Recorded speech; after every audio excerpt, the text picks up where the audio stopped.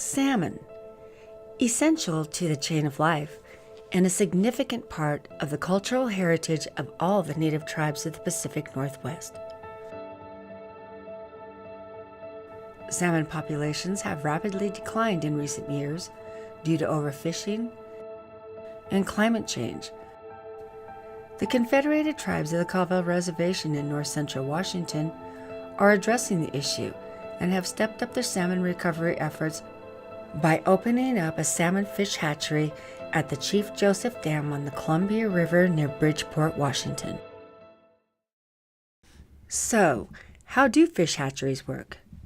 Let's take a journey through the Colville Tribe's hatchery process. Hatchery operations revolve around the life cycle of the salmon and begin in July and August with Broodstock Collection, the mommy and daddy fish. The tribes use a few different methods of collecting the CHINOOK salmon broodstock. Purse seining is a process done by boat where fish are caught in a river and sorted through for selection to be transferred back to the hatchery, returned to the river, or retained for tribal membership consumption.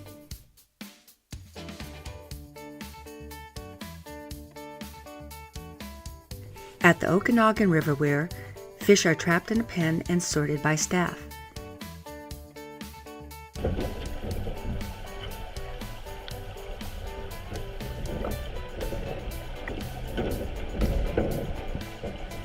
Information is collected and selection of natural and sometimes hatchery salmon takes place for broodstock.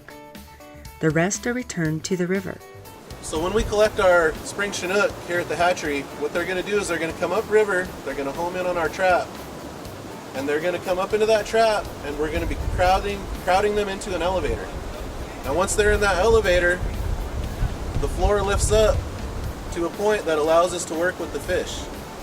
So on the elevator, we have two portholes, and underneath that porthole is a tote full of water and MS-222, which is an anesthetic that allows us to knock the fish out so they don't get stressed out during handling.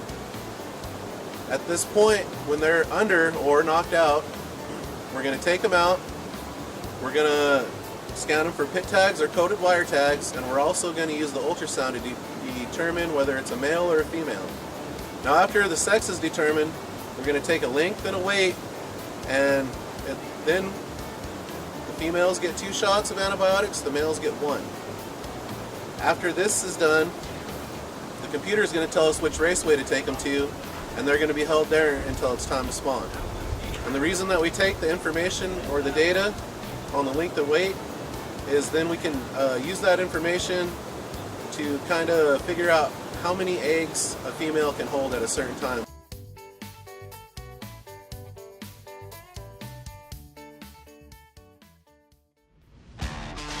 Broodstock are ready to spawn late summer throughout the fall. We spawn females here at Chief Joseph Hatchery. What we're going to do is we're going to have them down here in a spawning channel where we separate the males from the females. They come up in racks on an elevator. And once they get up there, they're either going to go to the right where the females get spawned out or to the left where the males get spawned out.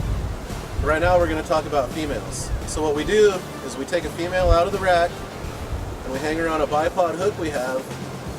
You plug the vent and you hang her up on the hook. Now your assistant's going to come over with a Ziploc bag and he's going to hold that underneath the vent. So I'll take my spawning knife and I'll put it in the vent and I'll come up around the fins and up the chest cavity, which allows the eggs to then spill freely into the bag for collection.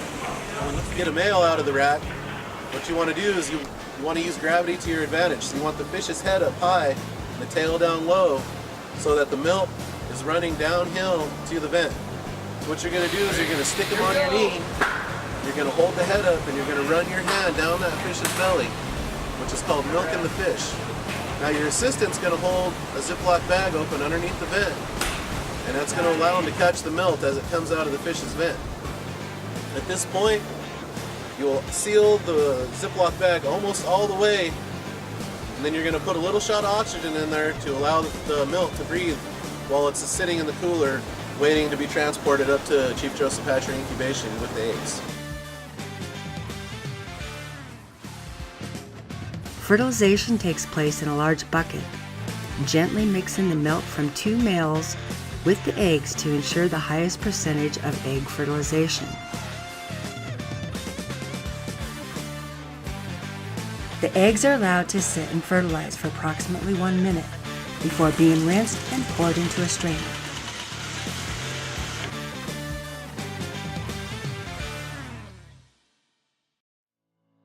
Next comes the incubation period.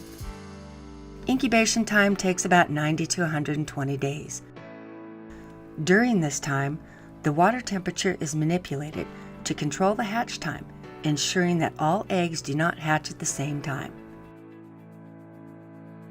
When the salmon egg hits a certain temperature, it will eye up. This eye can be seen when a small egg sample is taken and held up for view. Now the egg is ready to get shot.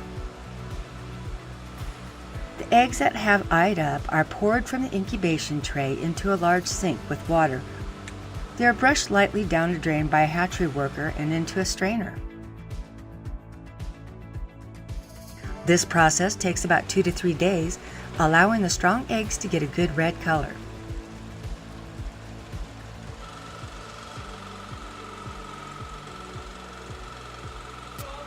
The egg picker moves at a pretty fast speed, and it separates all your good eggs from your bad eggs.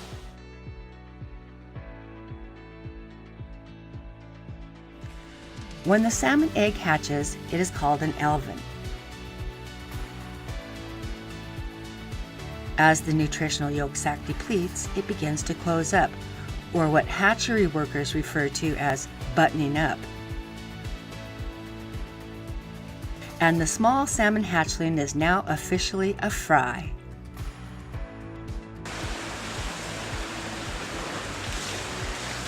At this stage, the fry are moved to the indoor raceways, where they will stay 2 to 3 weeks. They're given a couple of days to get used to their new environment before their first feeding, but after that, they are fed every hour on the hour.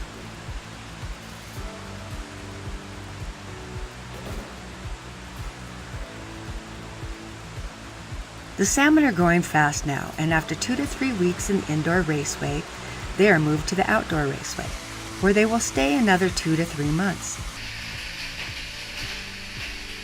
Once the salmon reach 3 to 4 inches, they are tagged for tracking purposes, and their adipose fin is clipped to distinguish them from natural wild salmon.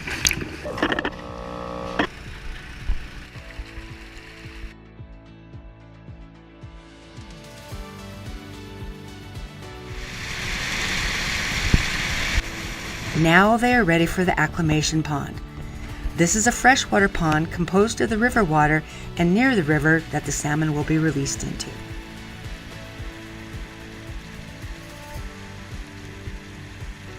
The reason that we have different acclimation sites is because we want the fish to acclimate to that part of the river.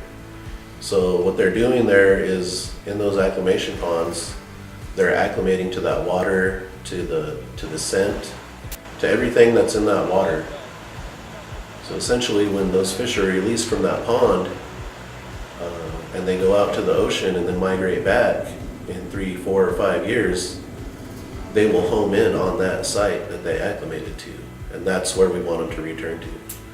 And once the fish starts to silver up and they get a little larger, that's around the time where you want to release them out into the river.